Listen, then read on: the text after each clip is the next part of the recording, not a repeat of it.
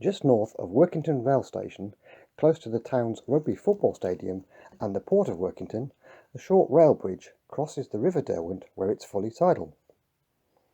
Not a long reach from the Barker Bridge, named after P.C. Barker, who tragically lost his life in the original bridge collapse back in the 2009 floods. The rail bridge itself, during extreme tides and weather, can be submerged at least to the level of the decking externally. Indeed, not long before I started filming, it was one of those such tides. Now clearly, with this being the main West Coast line that many rely on for their daily commute, making the line vital for the community, it's important to remain functional. And to this end, in March 2024, essential works to improve the pier footings began after noticing some issues. In order to do this work, a temporary work site was created at the site of the nearby Tesco superstore in order to bring in rocks and a digger. Now the work itself is only possible when the tide is out, and the river itself isn't in any kind of flood, making the schedule very awkward and was expected to last at least 4 weeks from commencement on the 10th of March.